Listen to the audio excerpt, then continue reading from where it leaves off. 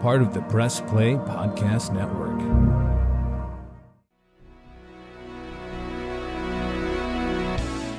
Iguodala to Curry, back to Iguodala, up for the layup. Oh, blocked by James. It's over. It's over. Cleveland is a city of champions once again. The Cavaliers are NBA champions. That sound means it's time for Cavs on the Break NBA podcast, part of the Press Play Podcast Network. I'm your host, Chase Smith, and with me is an NBA writer for hoopswire.com. He's our Cavs insider, national NBA writer, Sam Amico. Sam, this is season 4. Me and you, Cavs on the Break. Let's do it, man. What do you say? It's hard. It feels like 20. No, I'm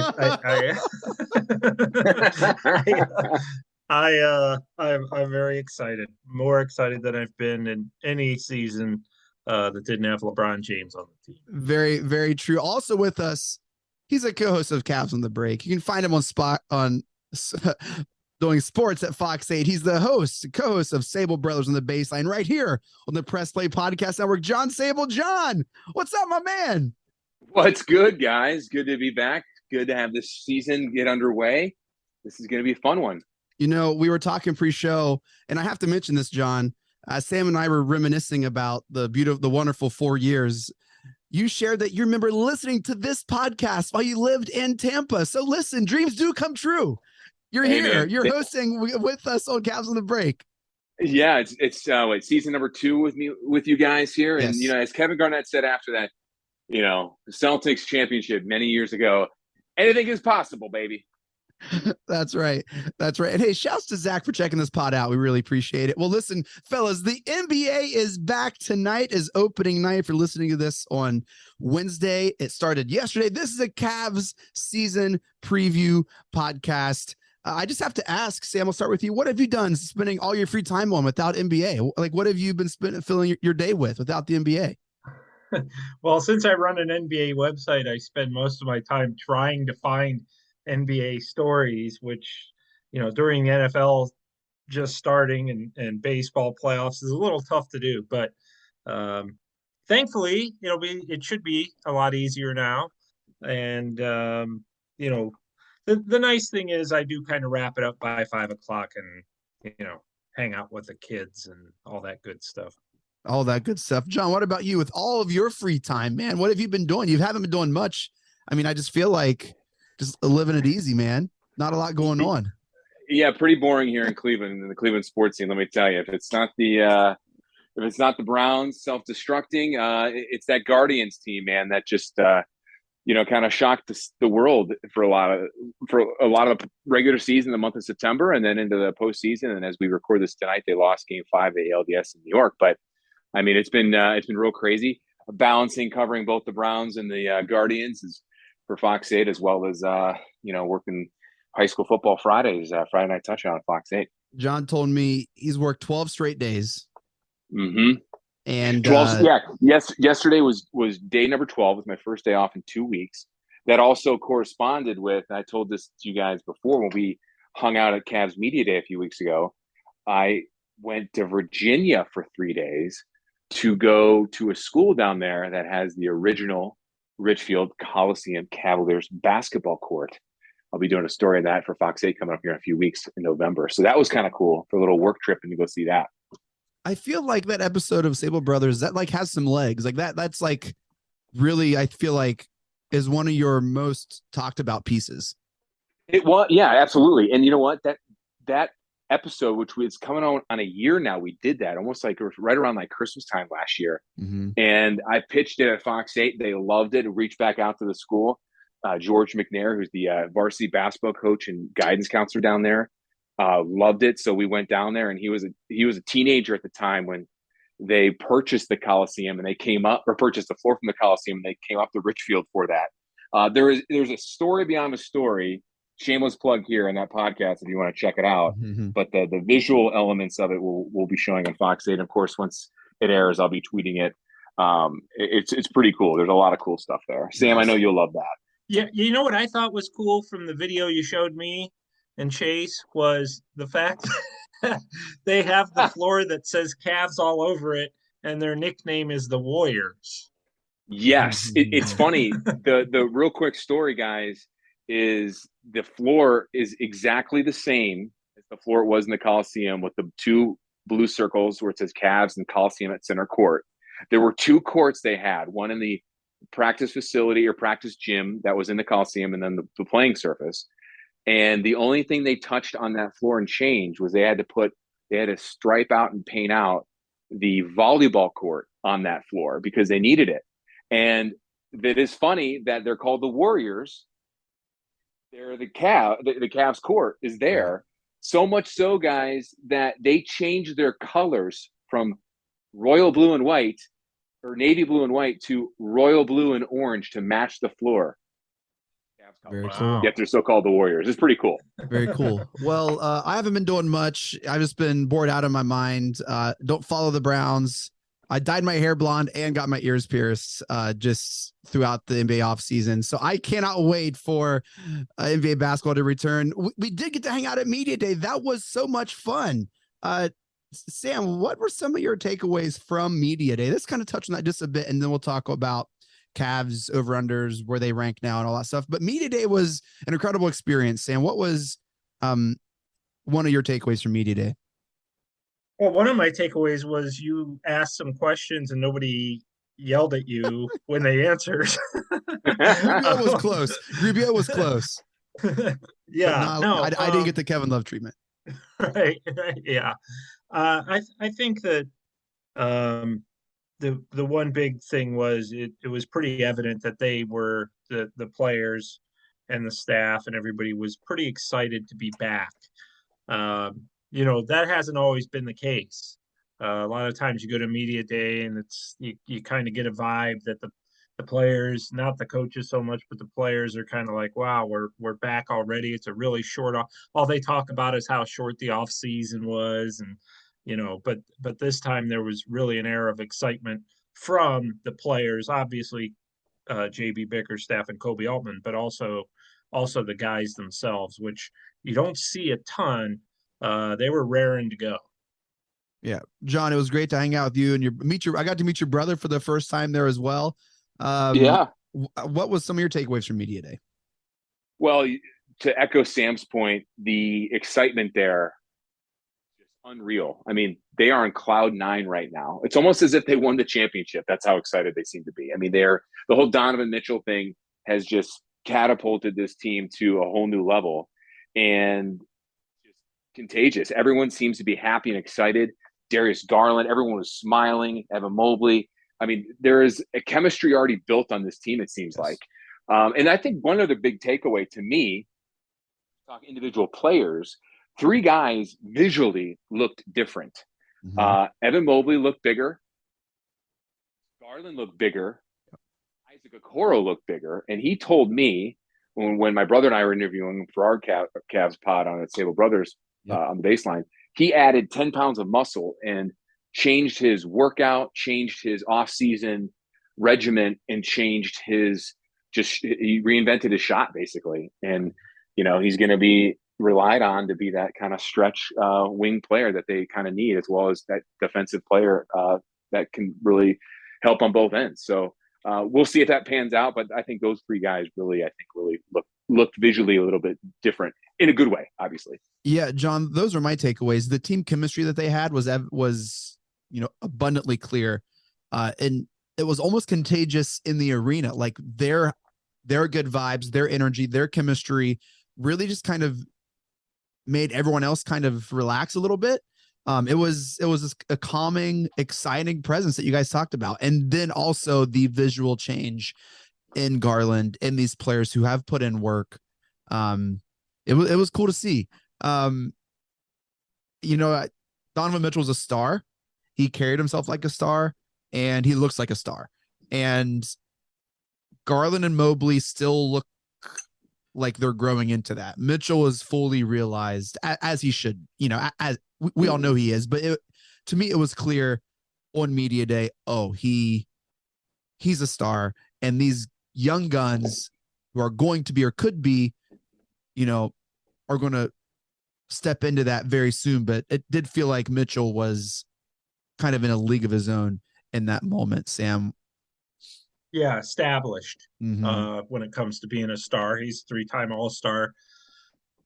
obviously new to Garland and Allen last season. But I'll tell you this, and I wrote this in in my column that I published tonight, was as excited as you are about Mitchell, and you meaning Cavs fans, um, I think that there's a lot of reason to be really, really excited about Garland as well, because he's uh, really, really steady, confident, playing easy and free. Seems to have a whole new approach to the way he plays the game since last season. Just a lot of confidence, very you know cohesive with his teammates, and I just think the sky's the limit for him. He's really ascending, and I just think that now that he has somebody in Mitchell who will take some of this pressure off of him, I think Garland's going to be even better this year. So yeah, and you know what, guys? Real quick, to echo Sam's point, Chase, yeah. you didn't get that with Colin Sexton. Let me just say that right now. Agreed. Right. So we covered in our last pod the Donovan Mitchell trade, all of the Cavs offseason moves. They've been talked about ad nauseum. So I want to ask this going into the season, John, where do the Cavs rank? I want to hear it. Where do you rank the Cavs right now going into the season? Well, I think we were all kind of on cloud nine. I think I was probably the only one out of us four, including Jeremy, that picked the Cavs on that night to go deep, be a Eastern Conference Finals team, I believe. Correct me if I'm wrong. I think I was the only one that held back and didn't go that far. Yes, I think you're right. You surprised me on that, by the way. But I think they're, as they sit right now, you've got Philly, you've got Boston and Milwaukee ahead of them. Then you've got Miami, and then you've got Cleveland. So I think you could argue that they could be a 4 or 5 team there. You think they're better than the Nets? And then you got the Nets. So here's the question, though. On paper, no, but I disagree with that. Is Kyrie gonna be with it to contribute? I don't disagree with that. I think on paper they are better than the Nets. I mean, it's tough to think you can't ever count on KD, right? You can't. But are they better than Miami right now? If they're better than Miami, then that's 5. Then if you put the Nets 4, I think Sam's smiling. People in the podcast world can't see. Sam has a really big smile on his face. He looks like the Joker right now. Well, I'll say this. They could be better than Miami. I certainly think they could be better than the Nets, because the Nets have a tendency to self-destruct, as we've seen. I just don't think the Nets are very deep. They don't have a lot of depth. Although they added some depth. If TJ Warren gets healthy, Royce O'Neal's a nice player. Joe Harris is back, or will be back here within the week, and Seth Curry's not a bad player. They've got some decent talent. There's no question. You've got your big 3. Wait, who's the third in Brooklyn? Simmons. Ben Simmons. Oh yeah. But are we like assuming that Simmons and Kyrie are going to be 100% mentally involved? No, because we can't assume that. But I'm saying if they are, it can be a problem. Well, let's go here. Do all 3 of us agree that the Bucks and the Sixers are in a tier above everyone else in the East? Yeah, and I'd say the Celtics too. Probably. I didn't mean to say that. I didn't mean to say that. Because I think the Celtics are a cluster. I think if they hadn't have had like all of the drama this offseason, I think you could make that argument. But I want to see them play. I want to see what this team is going to look like before I put them in that top tier. I think they could. Put it this way. I think that the Cavs are destined for a 4 or 5 seed. I really do. And I think that it's not outside the realm of possibility that they finish in the top 3 as probably a 3rd. But, and I think Kobe Altman, we heard him on Media Day, he wanted to temper things a little bit and say, look, we're setting ourselves up for the future. If we're looking at everything as it has to happen this year, we're probably going to be disappointed. This is the president of basketball operations saying that. Because you look, Chase, throughout the course of history in the NBA, veteran, older teams tend to get it done in the playoffs. Younger teams that haven't been to the playoffs before tend not to. Now, a couple years ago, the Atlanta Hawks were a young team that did get it done. So it's not impossible. But there is a trend, Sam and John, that if a team has a transcendent talent, they always make it far before they really should. Right? I would agree with that, but you look back at the Thunder team, the bronze stand against the Spurs, and that's just recent off the top of my head without going too far back, right? Yeah. All these super duper stars, they do have this like early, no one saw us coming run. And why could that be the Cavs this year? No, and you know what, could Mobley is the player that he is. I'm not going to argue that it could be, but I'm not trying to downplay what they've done this offseason, but I just think that you have to look at it from a historical perspective, which is kind of teams that have been there, the Milwaukees, the Philadelphias, the Bostons, even the Miamis, who were in the finals a couple years ago or a few years ago now. Those teams have all been kind of through these battles in the playoffs. They're not going to be, they're not going to feel any kind of pressure. And maybe that'll benefit them, maybe it won't. But I certainly think that the Cavs have the talent to, we have to look beyond this year and say, okay, if they finish fifth and lose in the first round of playoffs, that's not a disappointing season. Disappointing season is if they're 3 years from now still losing in the first round. Well, and Sam, you bring up a great point of what Kobe said on media day when we were there. He's not putting a limit on the success this season. Right. He's not adding any of that pressure because he's smart enough to know that they don't have that playoff experience yet, with the exception of Kevin Love and Donovan Mitchell and Ricky Rubio. They don't even have a first round series. Don't exactly. forget that. They haven't even been in the playoffs yet. It's a different game in the playoffs. It really is. It's more physical. You get less calls. It's just the trade for Donovan Mitchell changes all of that. I don't know that it changes all of it. You have one guy now who really has that experience, and you have one guy with no other questions on the roster. This is it. Chase, okay, where do you predict them? Because I am not saying they're getting to the East Finals. I don't think they are. I don't think so either. I think they're the 3 or 4 seed, and I think they're going to be playing for the Eastern Conference Finals. Okay. I think anything less than second round is a failure. It's not a failure. They're not. I think no one else projects them to do that. They're projected to maybe win a first round series. I think if they win a first round series, that's a huge success after not even tasting the playoffs without LeBron in however many years. Sam, couldn't agree more with you on that. Couldn't agree more. Because think about this, guys. I think if you look, yes, they added Donovan Mitchell. Bucks still have Giannis Antetokounmpo. True. They still have Middleton. They still have a very experienced veteran team. Yes. The 76ers still have Joel Embiid. Yes.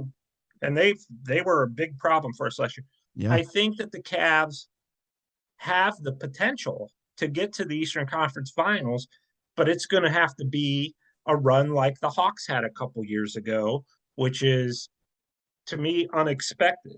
I don't think the Cavs are thinking, if we don't get to the Eastern Conference Finals, it's a failure. I think they think, let's get in the playoffs, let's try to win a series, but more importantly, let's get into the playoffs. That's their first goal. If they don't make it out of the first round of the playoffs, this season is a letdown. I disagree. I would disagree. I think if you lose if you get the 5th seed and the Milwaukee Bucks or the 4th seed, you lose to a team that probably would have gotten back to the finals last year if Middleton didn't get hurt. That's not a huge failure. If you lose to Kevin Durant, Kyrie Irving, and Ben Simmons, and they have their act together in the first round, that's not a failure. And same thing with Embiid and Harden and Tobias Harris. If you lose that Sixers team, to me, I wouldn't expect to beat them with a team that's never been to the playoffs compared to a team that is older and has a lot of talent and has been in those situations before. Now, if they get into the first round of playoffs and say lose the Chicago Bulls or the Atlanta Hawks, then you're probably a little bit disappointed. So I'm just going to push back one more time because we're arguing now and about the John, I'm success going to of leave the it up to you Cavs. this time, John, to fight Chase. So you're okay. You're okay with giving Garland this huge extension, giving him the keys to the franchise. Hey, take the whole team down to your neck of the woods, take him to dinner, like do all these off-season workouts on you, and you're okay with them getting work by a bunch of geezers from Brooklyn. They're first of all, okay. Yeah, number one, to answer your question, yes, I'd be okay with that because the Garland extension or contract isn't necessarily the reason it's for multiple years is because you're giving him multiple years to get you beyond that. You're not saying, okay, we're paying you all this money, you have to get it done right now in terms of getting us the finals. I think that all of these guys are given a little bit of a grace period based on their age. Yes, Brooklyn's older, but guess what? So would the Golden State Warriors. Yeah. And they won the championship last year. So I just look at You're it, right. Chase, like to me, you have to kind of see the big picture. Yeah. And again, if we're having the same conversation in 2 years, I'm right there with you and saying, yeah, this team needs to get it done now. But I'll let John speak in a moment. I just feel like getting a player like Donovan Mitchell who fills a need with one of the premier bucket getters in the league shortens that grace period a little bit. Whereas if we didn't have that position, but I don't think it's this season. I think I wouldn't be here saying we have the depth, we have the size, we have the talent to compete with the top teams in the East. And when I look at the rosters, I like ours better than 85% of the teams in the East. Well, and I'm trying not to be biased. In support of your point, Chase, they were a top 4 seed last year before all the injuries kicked in, and I don't think they had the talent last year that they have this year. So I'll give you that. John, help me out, man, or help take Sam it out. Away, John. Someone, yeah. All right, guys. How you doing, by the way? No. Here's my thought. The Cavs categorize this season, which hasn't even started yet, which will start tomorrow, Wednesday in Toronto, will be a disappointment is if they get stuck in a play-in tournament game. That's massively disappointing. That would be a huge disappointment, yes. Massively disappointing. I think playoff experience matters no matter what. Winning and losing in a playoff is massively understated, I think. We talked about it back in like February and March, before these injuries happened, and then even during these injuries, how important it was for them not to get in that play-in tournament game just to give them experience, right? That didn't happen. So you're kind of behind the 8 ball a little bit there. So I think if before you even start thinking of Eastern Conference Finals, which was my point the night that we did an emergency pod on the Donovan Mitchell trade, you can't start thinking that they're going to have, massive jump. It can happen like the Hawks did. Don't get me wrong. It can happen. It's very, very unlikely. It's odds are against them already. So go ahead and think a playoff series, major step in the right direction. That is a successful season. Depending on who they beat or depending on who they play in the second round and how they play, and if they lose, still can be deemed a success. And you know what? Kobe Altman would take that because he pretty much said that to us and everyone else at Media Day. They're not putting a ceiling on the season, but they're also knowing that they're going to know that there's going to be some growing pains, and there will be some growing pains with this season, like there was last year at times. Sure. The chemistry looks great now. Everyone gets along great now, but there's going to be some bumps. Eventually, I think it'll pan itself out. And if you're a 4 or 5 seed, that's fantastic. I just think the East is just so loaded with talent and loaded with playoff and championship experience that this team, in theory, or I should say, realistically, take that jump. And they won't. I don't want them to, but it's stacked up against them that won't happen this year with this retool roster with Donovan Mitchell. Look, I think everything you said was true, John. And I think if we didn't make the Donovan Mitchell trade, you'd be saying the same things that you just said. No, playoff experience is important. I think they'd be 6 or 7 without Mitchell. But you would Chase, still that's be a fair saying, point. but you'd still be saying a playoff, like a play-in game is a disappointment because we were in last year and we would expect Garland and Mobley to make this jump. And they need playoff experience. That's what you'd be saying right now if we didn't trade for Donovan Mitchell. I'm saying that getting Spider accelerates and puts a little more pressure that you need to do more than what we were expecting last year. But then at the same time, you also got to realize Donovan Mitchell is a fantastic player and I love his game and we are happy He's not a there. project. He's fully realized. He's fully, yeah. But you still have Darius Garland, Evan Mobley, Isaac Okoro, never played in a playoff game before. That are going to take that next step this year. Garland, year three. Especially Garland and Mobley are going to take a massive step like we all expect them to, which proves your point, Chase, that anything could happen and that they could even go farther. And I hope they do. I just think when you really look at the whole body of work and what they're up against, even with the Donovan Mitchell, a successful season, just because if you bounce out in the second round, is deemed a disappointment because they've already set those standards. The GM of the team and the head coach have already basically said that. So fans, yeah, they want everything to go their way. But the front office already knows what they want in terms of teams a successful season. Donovan Mitchell is great, but I think you need more than just him to get to that point and to really elevate your team that way. Because there's still some holes in this team. You still don't have a wing. Your wing issue in depth is massive. We haven't talked about that yet. Is that going to be Isaac Okoro? I don't think it will. It just, there's just a lot of things here that I think, Chase, you may be overlooking a little bit in this whole grand scheme of what this season could be. I don't think it matters who plays the three. No, I'm just saying in terms of like I could play the three and we'd be fine. No, but I'm saying in terms of when you're going up against a Boston or a Philly or these upper echelon teams, you're going to need that established player to play in that role. Sam, am I not right? No, I think you're right. I think you can appreciate and respect the other teams without criticizing the Cavs. You know what I'm saying? Yeah. I mean, the Miami Heat, they still got Jimmy Buckets. They still got Jimmy Buckets. They still have Hero. They still have Adebayo. These guys have all been in situations.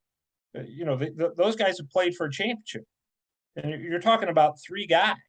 Donovan Mitchell was a really good player in the Western Conference. He's a three-time All-Star. There's no doubt. I don't put him in the terms of experience with the Antetokounmpos, the Embiids, those guys in terms of actual playoff experience. But the point is, to me, I would rather they go into the playoffs this year, get in the playoffs, taste it, get a good sample, put in a good fight in the series and lose, and then come back and then take the next logical step next season, then be the Atlanta Hawks and get to the Eastern Conference Finals. And then the year after that, what did they do? Everybody knew about them, and they barely got into the playoffs. They got swept in the first round. I just think for the Cavs, Chase, you just have to respect your opponent. Sure. Because there is a ton of talent in the Eastern Conference. Donovan Mitchell is an all-star. He's not a tier 1 all-star. He's not a LeBron. He's not an Antetokounmpo. He's not an Embiid. He's not a Jokic. He's not Curry. He's an all-star, and he's very good, and he should help this team get to another level. But like John said, who else other than Kevin Love on this team has been battle-tested in the postseason? Your core has not been battle-tested together, where these other cores that are very talented and experienced have been. So, I mean, I think that you can look at the Cavs season and say, look, they got beat in the first round of the playoffs, but it's not a disappointment. So it's like saying the Guardians losing to the Yankees is a disappointment. Well, no, it was a great run, a great young team. And look, you expect them to take the next logical step next season. So I don't know that we'll ever win you over on that thinking, but I don't know we're going to work at it. I don't know if the Hawks is an appropriate analogy. I think our teams are built entirely different. I think our ceiling is higher than the Hawks. I think the Hawks lucked into the conference finals. I agree. It is now. Yes. Yes. And to be honest, I think our ceiling is probably projecting closer to Bucks, Sixers, Celtics, like winning consistency with the core that we have.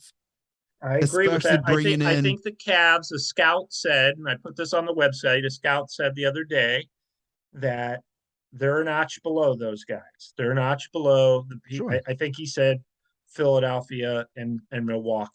So, okay, you're a notch below them.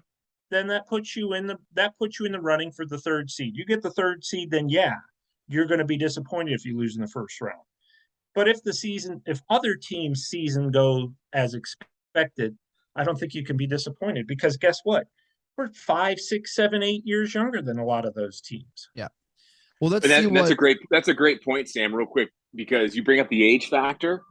This team is so young and locked in for the long haul in terms of contract status that even if there was a disappointment of a first or second round bounce, I mean, this team is still loaded for the next, 3, 4, 5 years, not including Mitchell if he leaves when his contract's up, talking Mobley once he gets his max extension, talking about Garland, Allen.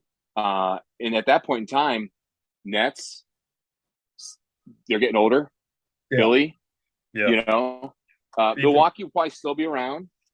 Miami, a little bit. Miami's still young. I guess, Jimmy Butler's getting older, but they still got some decent young guys there. I love Jimmy Buckets. Oh, my gosh.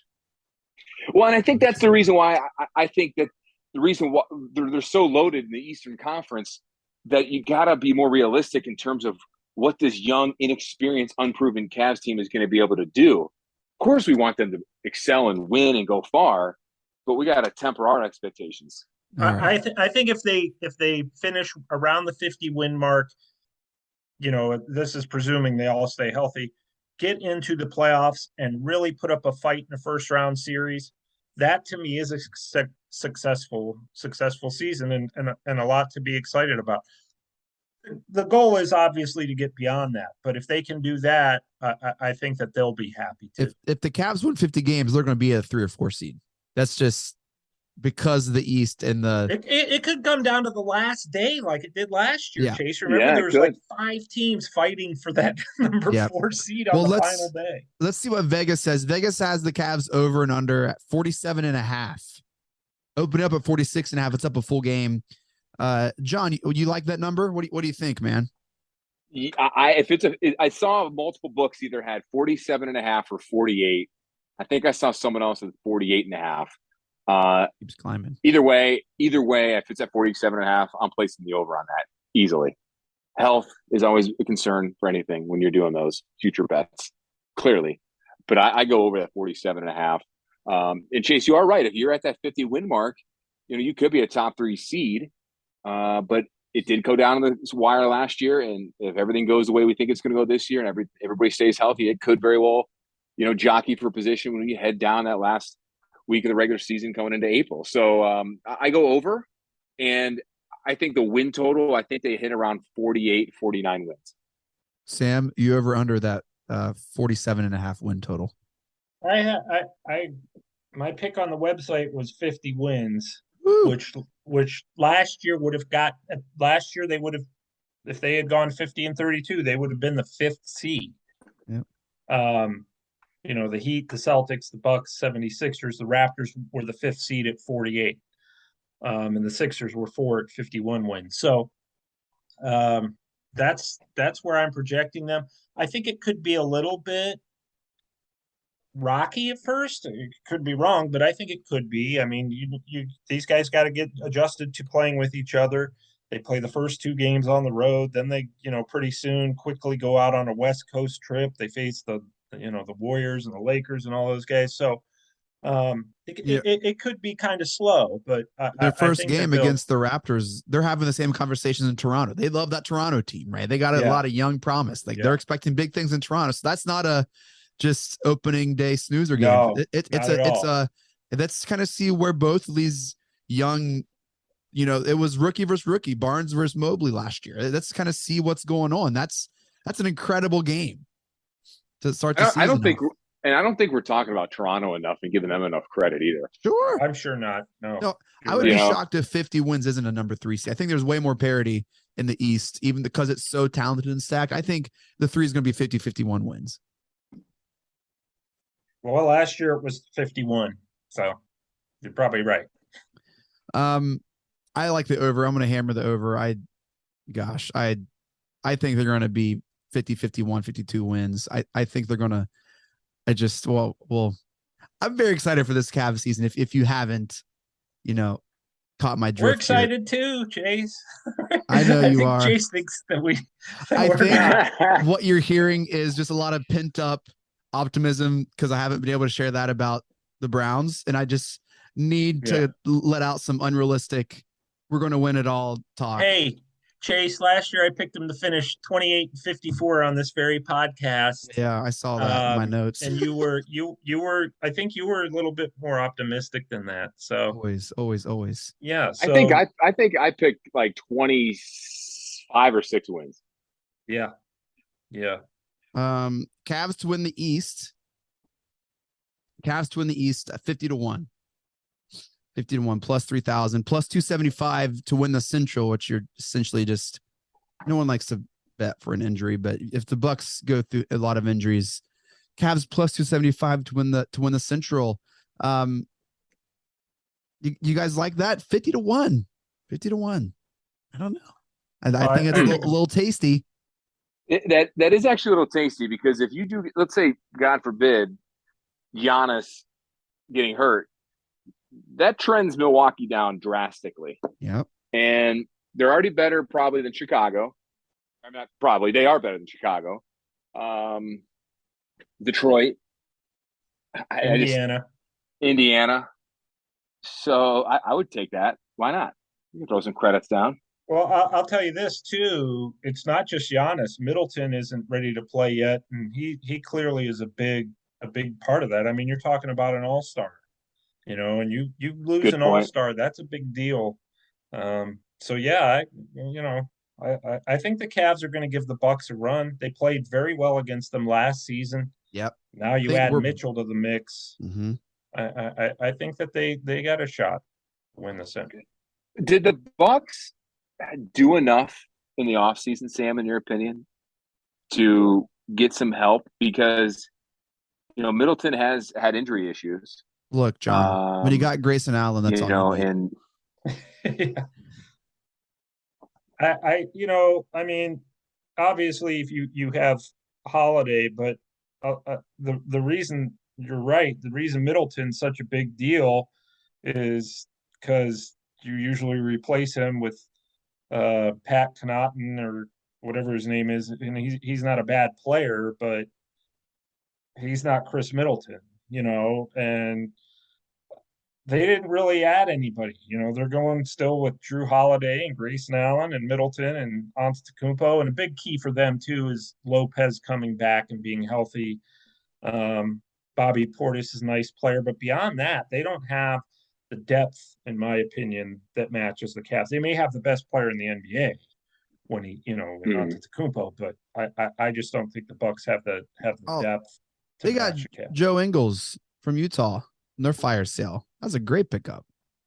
Joe Ingles was a nice pickup in free agency. I don't know. Is he going to be? I don't think he's going to be ready for a little bit because he blew out his knee. He may not come back till like the time Rubio comes back. But yeah, nice pickup for them for sure. I just feel like the Bucks team is eerily similar to the 07, 08 Cavs teams, with the exception of winning a title. You have a second threat in Middleton, which don't get me wrong, the Bucks team now is better than those Cavs teams because they've already won a title. And Middleton's better than any other second edition LeBron had in those years. Now, my only comparison. Don't disparage Boobie Gibson's name like that, John. Come on, man. Or Sasha Pavlovich. Yeah, you just talk easy. Sasha Pavlovich or Zadrunas. I think Z's better than Middleton. Real talk. Oh, that's an interesting debate right there. Not the time. I got to Sorry, do keep some digging interrupting. on not the time, no. But there just I don't think there's that dependable third option that for Milwaukee that they need. If they're an injury away to Middleton again or Giannis, I don't see Milwaukee being as dominant as they probably had been in the past. I think, what did Vegas have their over under for their win total? Like, was it 50? 52, I think. You check. So I think the Bucks are still going to be really, really good. I think Giannis is just going to continue to be a force and improve and improve and improve. But you take Giannis out of the equation, they're beyond beatable. And I like Middleton's game. I just think he's just not dependable enough. So you talk about that bet and you put money down on the Cavs winning the division. That could be a decent, smart bet if something goes their way. Well, hopefully not for Milwaukee's case, but yeah, I can't find it real quick, but here's what I can find. Probably don't take our advice on betting stuff. That's what probably one thing I can find real quick. But we're going to take a break. That's also true. Yeah, we're going to take a break. When we come back, I want to do a segment called How Does This End? We've played it before. It's a lot of fun. John, Sam, stick around and we'll be right back. Cavs on the break. Hey, this is Chase Smith, and I'm here to tell you about our wonderful longtime friends over at Aligned Health Center. Did you know Aligned Health Center is the first and only chiropractic biophysics clinic in Northern Ohio? There is no other chiropractic clinic in the area that does what Aligned Health Center does. Let me tell you all about them. And I should know, I just went to them last month and they were incredible. From the welcome staff to the technicians and the doctors, it was an incredible experience, and I know you're going to enjoy your time there. Chiropractic biophysics is a technique that actually reshapes the spine and restores it to its original correct position. At most chiropractors you go in, you just get an adjustment and you're left with that short-term relief, but it's not actually fixing the underlying structural issues. But at Aligned Health Center, they actually aim to correct the structural issues and provide long-term relief to their patients. I'm talking about back pain, neck pain, migraines, ADHD, digestive issues, sleep disturbance, whiplash, scoliosis, and knee pain. Yes, that's right. They can even help correct lifelong knee pain. And it gets better. They're opening a huge, brand new state-of-the-art facility in Westlake. It's going to look so nice. I saw the floor plans. It looks incredible. You're going to love it. And in addition to chiropractic biophysics, they also offer regenerative medicine, which is a way to help rebuild cartilage in various joints and help reduce pain in places like knees, shoulders, wrist, and even your lower back. You can check them out online at alignedhealthcenters.com. That's Aligned Health Centers with an S, alignedhealthcenters.com, or call at 440-385-7357. Again, that's 440-385-7357 to schedule your exam. We will put the website and the phone number in the show notes of this episode. Looking for new insights on the Cleveland sports scene with a unique side of Cleveland sports history? Then you found the perfect podcast. I'm John Sable. And I'm Scott Sable, and we're hosts of the Sable Brothers on the Baseline podcast, a podcast about Cleveland sports, but not your typical podcast about the land's sports teams. Join us as we embark on a journey of sharing a unique and historical side of Cleveland sports history with the help of some former Cleveland sports stars and other historical figures. All right here on the Sable Brothers on the Baseline podcast, part of the Press Play Podcast Network. What's up, everyone? I'm Holly Wetzel. And I'm Tybus Powell. And we are your hosts of The Orange is Oranger, a Cleveland Browns podcast on the Press Play Podcast Network. We give you all the dog pound coverage that you'll need to get you through the regular season, hopeful postseason, and I'd say off-season, Tybus, but is there really ever an off-season for this team? Thankfully for our podcast, Holly, there really never is when it comes to the Cleveland Browns. Don't miss our breakdown of each week's matchup, game recaps, and any and all news out of Berea to feed your Browns appetite. As we know, Holly, dogs gotta eat. Yes, they do. So hit that subscribe button and never miss an episode of the Orange is Oranger, Cleveland Browns podcast on the Press Play Podcast Network. The R&R podcast going to be rocking and rolling with you because football season is underway. College, Ohio State, the Power Fives, the MAC, the Browns. Michael Regai, are you ready to rock and roll with some football? Kenny, I've been ready. This is our time of year. This is what R&R is all about. We're going to be with you every week. Kenny just said it, Browns, NFL, Ohio State centric. So you got to stay with us all fall and winter long here on R&R. That's right. The Red Eye and Rhoda podcast coming to you here on the Press Play Podcast Network. Subscribe now and don't miss a show.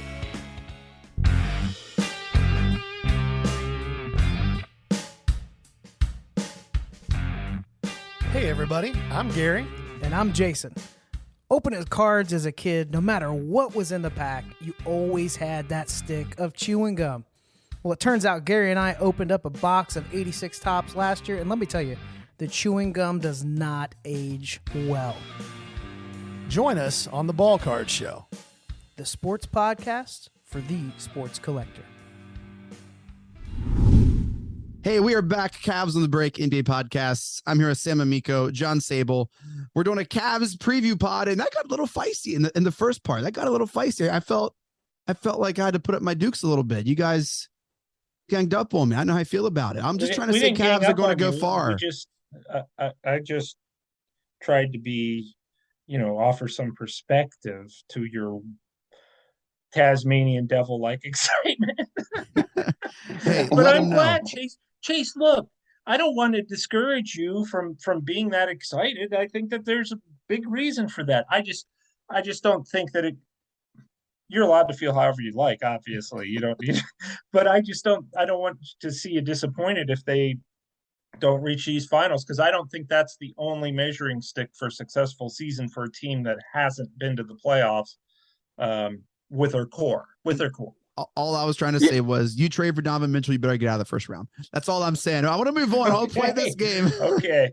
Yeah. That's fair. I don't share that opinion, but I love you to death anyway. So there's no ganging up. Maybe Sable is ganging up on you. I'm with you through and through. All right. This segment is called How Does This End? I'm going to give you whether a name, a scenario, or some other situation. You have to tell me how this ends. All right. How this ends this season. John Sable, I'll start with you. Karis LeVert. How does Karis LeVert? How does this end for the Cavs this season? Karis LeVert on the Cavs. Ooh, that is a great question, Chase. It can either go one of two ways, in my opinion. One, he comes off the bench, or he is that fifth player in that starting rotation and finally finds his niche and he's healthy and excels.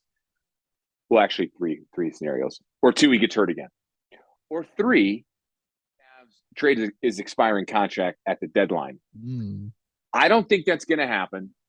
I think usage that JB Bickerstaff and company are going to use with him are going to be able to work to his strengths now that he's 100% healthy.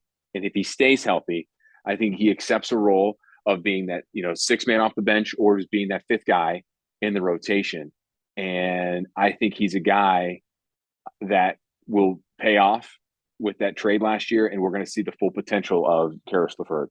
I think you're going to see him now finally comfortable in his role in the system, and I think you'll see chemistry build up a little bit better with him and maybe Darius Garland, as well as Ricky Rubio when he gets back sometime hopefully in January, and of course with Donovan Mitchell.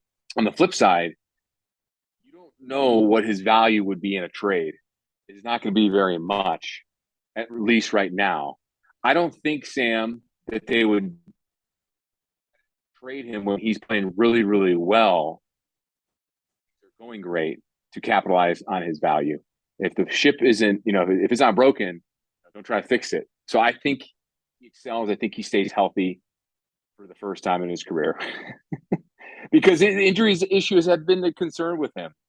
And when they traded for him last year, he sprained his ankle the first day back from the All-Star break in practice, and was never the same guy.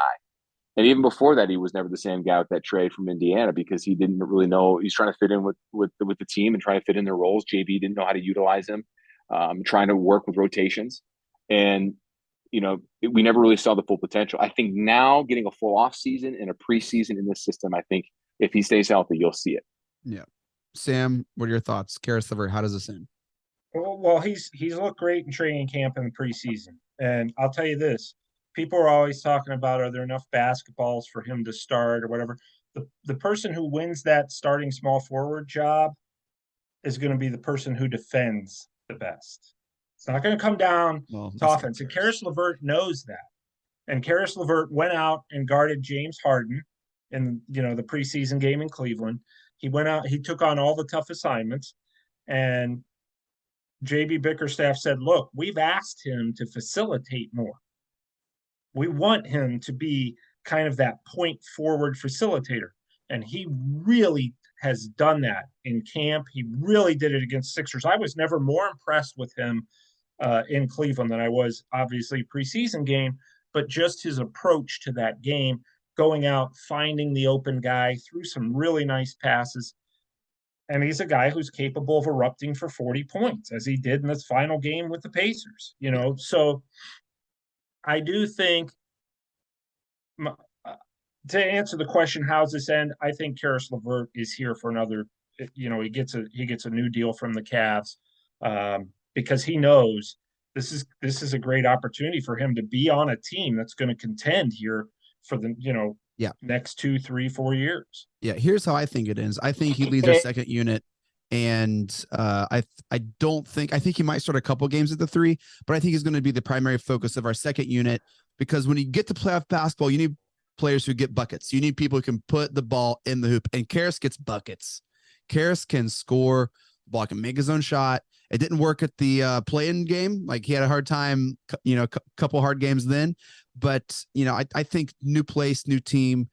How does this end? I think he leads our second unit. And I think which could be a great possibility for the reasons you mentioned, Chase. If you might need scoring off your bench, and if so, he could kind of be like your Jamal Crawford type of player, in the running for 6th man of the year. So yeah, I mean, that would be a great role for him as well. All right. And not only that, guys, real quick, Chase, piggybacking on that, he's the type of guy that, he can create his own shot and he can be a force. His defense has always been a question mark for him. But to Sam's point, he's up for the challenge. He finally is in a situation, in a role with the team that he wants to be. He's playing in his home state. He likes the organization. He likes JB. He likes his teammates. He's a good locker room guy. And so you add all that up, he's going to go out of his comfort zone to benefit himself, but also by benefiting himself, he's helping the team in the long run. And so I don't think he doesn't get credit for that. Well, Sam, I'm going to throw to you. Sam, how does this end? Kevin Love. I'm sorry, I'm laughing. I just see John Sable in our screen on our Zoom call, and all I see is an eye because he's like working on his house. So in the panel, all you see is his eye while he's talking. For Kevin Love, I think this is his final year in Cleveland. I just think that, and that's not a negative. That's not intended to be a negative. I think that he's going to continue to be, if he stays healthy like he did last season and shock the world, he's comfortable coming off the bench. You heard him Chase at Media Day. He said he enjoys that role. I think that, I think he's in line for another one of those seasons where he can be the veteran guy who leads the second unit. If LeVert comes off the bench, if not, Love and Okoro and Rubio when he's healthy. Expiring contract.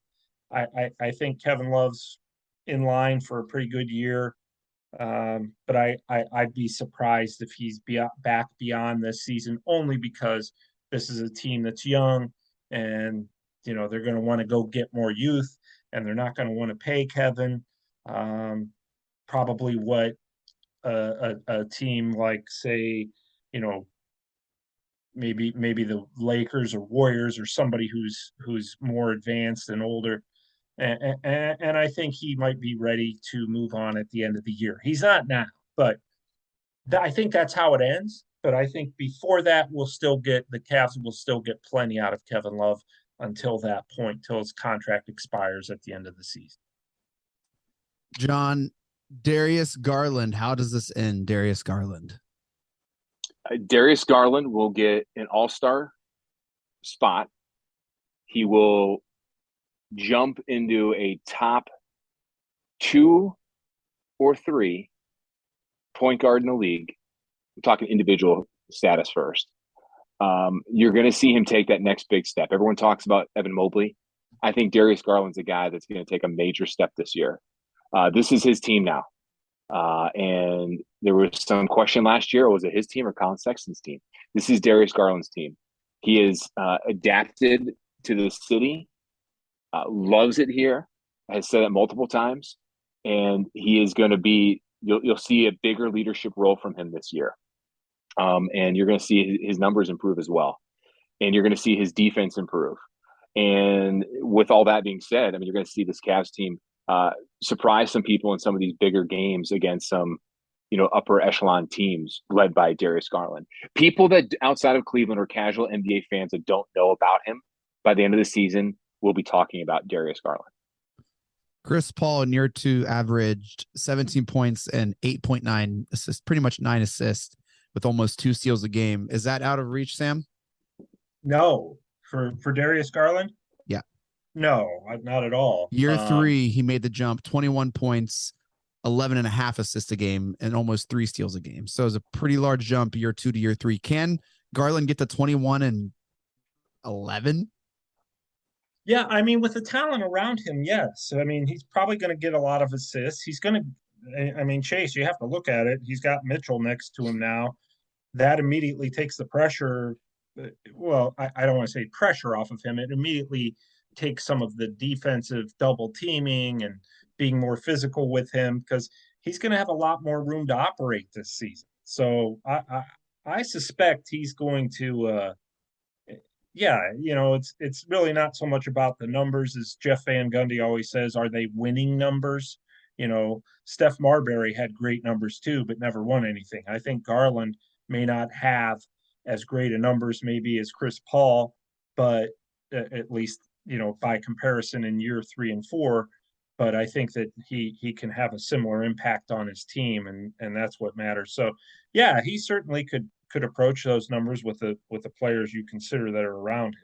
Yeah, he had last year, Garland averaged 21.7 points and 8.6 assists per game. So Cavs are banking on that assist number going up and keeping kind of that same production.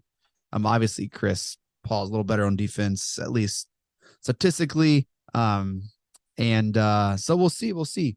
All right, Evan Mobley, Sam, how does this end? Well, I think it ends extremely well. Even if he doesn't get better from last season, I was playing basketball with one of the guys the other day, one of my buddies, and he said, what, I'm worried that Mobley's not, what if he doesn't get any better? And I'm like, who cares? That was still darn good, I mean, he probably deserved an all-star spot the way he played when he was healthy.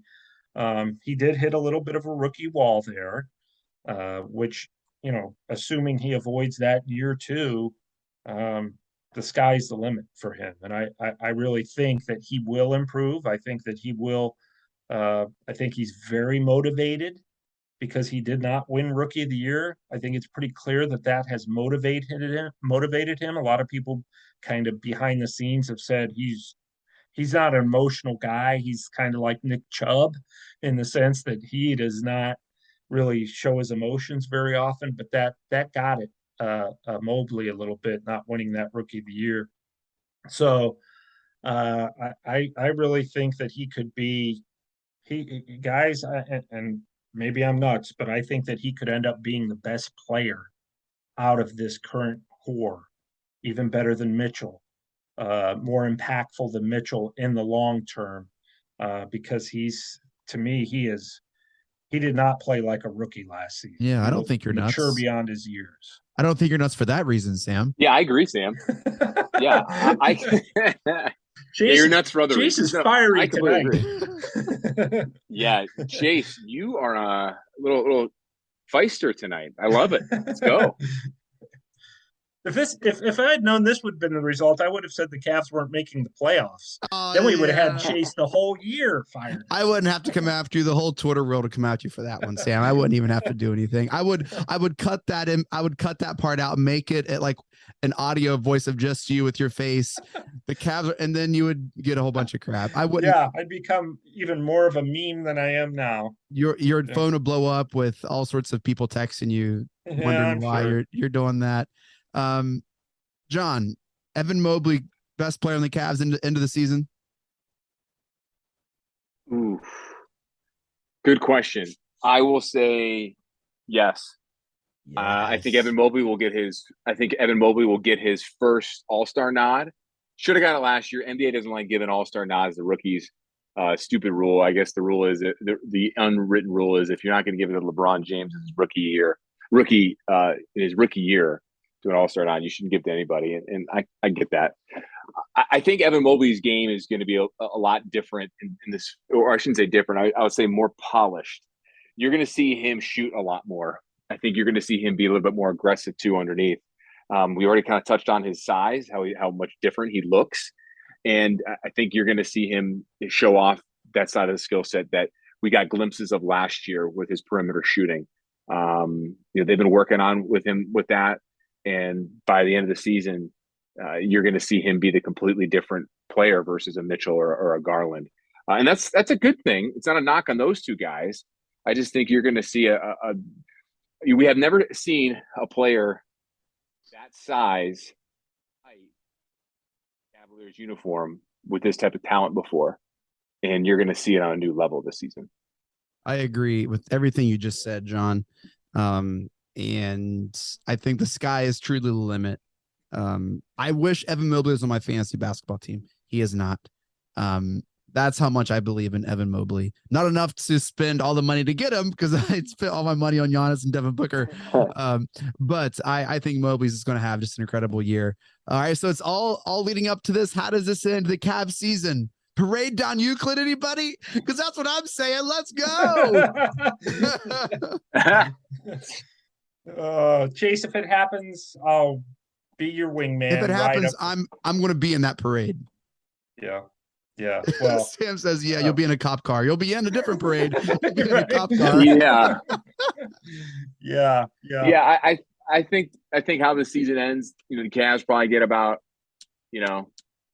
late upper 40s, low 50s win total. I think they're going to go on like a solid win streak at some point, and then you're going to go to the playoffs. You're going to win the first round pretty convincingly. And then I think that second round, you're going to get a team like Milwaukee or Brooklyn that's really going to test them. And then they're going to go to the distance, go all seven, and then unfortunately fall in the second round. That's how I think it could go. Certainly, they can get real hot and shock a lot of people in the postseason. I would love for that to happen. I'm more of a realistic fan when it comes to the Cavs and what we have seen in trends in the NBA and seeing how teams operate. But if that happens, if my prediction happens, that's still a success. Anything less than a first-round playoff series win, in my opinion, is a failure. That's what I was saying to the first half of the show. Disagree. But that's exactly what I said. Chase, if you don't get out of the first round, it's a failure. That's exactly what I said. What I'm saying is you got to get into the second round. I mean, you're basically – did you not say that – I thought they would go to the second round, right? But you're also saying, if I'm hearing you correctly, you want them to go to the Eastern Conference Finals, and that is also a failure. That's not realistic. I think they could be fighting for the Eastern Conference. I think I see the look in your eyes. I think they could be fighting for the Eastern Conference Finals championship. And then I said, if they don't make it out of the first round, it's a failure. Trading for Donovan Mitchell. I think I convinced him, Sam. Yeah, I think you've brainwashed him. He got lost in the earrings. You got to get he couldn't think straight. I think tomorrow he'll show up with your haircut. Gotta have. Is that the buzz, or Sam, or is that going to be the bleach blonde hair? John Sable coming to you live, Channel 8, with the bleach blonde hair. I don't think they would put me on TV with that. But hey, go change that. Go dye it back. Oh my gosh. You're no Chase Smith is what they would say. Well, I can tell you how this podcast is going to end. It's going to end wonderfully because you guys are the best. This was a great show. I have to say I feel like you're going to listen to this and they're going to say, man, those guys are really wanting to talk Cavs basketball. Yeah. Could have done it for another couple hours at least, maybe another week. or at least until John finished hanging up things in his basement. I don't know, man. I tried to get a picture of building shelves, John's hanging one things. eye talking into the camera, but it would have been great to tweet out on Halloween. Oh man, but I missed it. It would be great, yeah. But now he's under the stairs. It's all about the multitasking. What he doesn't know is I'm secretly mapping out funny? his home, and I'm gonna scare him on Halloween night. I'm just gonna do all sorts of stuff. You want my list of hobbies? We can plan that. Do you want my list of hobbies, interests, and fears too? Yeah. Well, that does it for this episode of Cavs on the Break NBA podcast. Thank you all so much for downloading and listening. Shouts to the Press Play Podcast Network for making this possible. Make sure to follow us on Twitter at Cavs on the Break. We always follow back. Shouts to our sponsor, Aligned Health Center. Love those people. If you have neck pain, back pain, shoulder pain, knee pain, go check them out at alignedhealthcenters.com. That'll be in the show notes. You can follow Sam on Twitter at Amico Hoops. Catch all of his works and writings at hoopswire.com, at Wire Hoops on Twitter. You can follow John on Twitter at John_Sable. And I got to say, John, for all the work you've done, I'm going to give you the Junkyard Dog Award for this episode, man. You were just multitasking. You were talking. You were throwing out awesome zingers and stats, and you were fixing your house. So I don't know about you, Sam, but I'm giving the Junkyard Dog Award to Mr. John Sable tonight. I would be happy. I mean, yeah, that is what a junkyard dog does. That is, he does he's got that dog in him. While hanging pictures with a drill in his basement, and nobody would know if we didn't tell him. So very impressive. And shelves. And shelves, guys. Don't forget the shelves that I was hanging too. Oh, the shelves. My gosh. I will wear this. I will wear this Press Play Podcast Cavs on the Break Junkyard Dog chain with proud and flaunt it around my house. Yeah, we got to get one of those for our next live show. My dog might for like real. it. Yeah. Yeah. I knew I had him going whenever he would like put the drill down and look at the phone. There was a couple times in the show I would say stuff and he would just like stop working and look at the phone. Like, Chase, what is you talking about, dude? And I knew we got him then. Well, John, is this episode? You did, because I went back and I looked at one of my measurements and it was off. And I think it was when you were talking about some, I don't know, your earrings or something. I don't know. All right. Well, Sam, the final thoughts, my man. No, I'm just gonna go as we record this on Tuesday night, NBA opening night. I'm gonna go watch the Lakers and the Warriors for the end of that game, and clearly two teams that wish they were the Cleveland Cavaliers. That is the truth. That is the truth. Well, here's one wish that we have granted. This year, we're going to be coming at you every single week with a new episode, and we cannot wait. John, Sam, thank you so much. You guys are the best. Thanks. Talk to you soon. It was fun, boys. We'll do it again soon. All right, Mike Breen, take us out. Congratulations, Cleveland. Your decades-long wait is finally over. The Cavaliers are NBA champions.